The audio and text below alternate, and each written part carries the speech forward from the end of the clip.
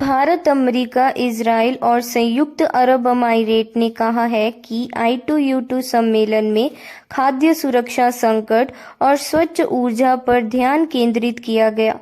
एक संयुक्त बयान में I2U2 नेताओं ने कहा कि उन्होंने अनाज उत्पादन और खाद्य वितरण प्रणालियों में अधिक विविधता लाने के लिए दीर्घावधि उपाय सुनिश्चित करने पर विचार विमर्श किया।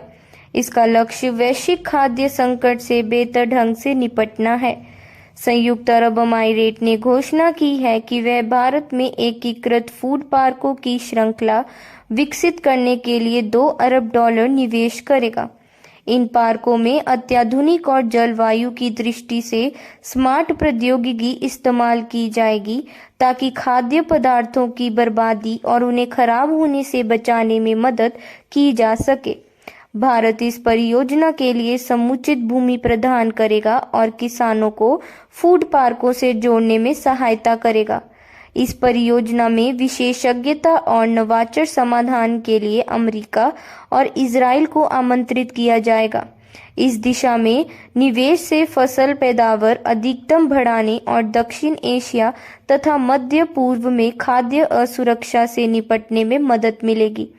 इससे पहले I2U2 सम्मेलन को संबोधित करते हुए प्रधानमंत्री नरेंद्र मोदी ने कहा कि समूह के देश खाद्य सुरक्षा और वैश्विक विकास को गति देने के लिए मिलकर काम करेंगे।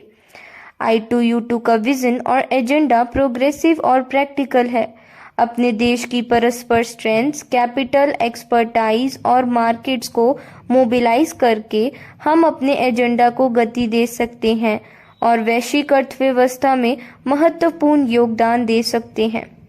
मुझे पूरा विश्वास है कि I2U2 में हम वैश्विक स्तर पर एनर्जी सिक्योरिटी, फूड सिक्योरिटी और इकोनॉमिक ग्रोथ के लिए महत्वपूर्ण योगदान करेंगे। प्रधानमंत्री ने कहा कि I2U2 देश खाद्य सुरक्षा सुनिश्चित करने के लिए मिलकर कार्य करेंगे और विश्व में विकास कार्यों को बढ़ावा देंगे। मोदी जी ने कहा कि कई क्षेत्रों में संयुक्त परियोजनाओं की पहचान कर ली गई है और उन्हें आगे बढ़ाने के लिए एक रूपरेखा भी तैयार की गई है। प्रधानमंत्री ने जोर देकर कहा कि बढ़ती वैश्विक के दौर में ये मिलकर काम करने का बढ़िया मॉडल है।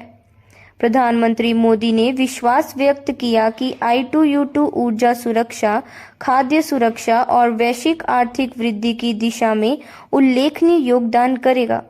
नई दिल्ली में मीडिया को संबोधित करते हुए विदेश सचिव विनय मोहन क्वात्रा ने कहा कि प्रधानमंत्री ने समूह के अन्य नेताओं के साथ आर्थिक संबंध मजबूत करने पर विशेष रूप से चर्चा की। विनय मोहन क्वात्रा ने कहा कि इस शिखर सम्मेलन का सकारात्मक, रचनात्मक और स्पष्ट एजेंडा था, जिसमें विशेष संयुक्त परियोजनाओं को बढ़ावा देने पर चर्चा शामिल थी। ऐसी ही खबरों के लिए देखते रहिए सरल भारत। धन्यवाद।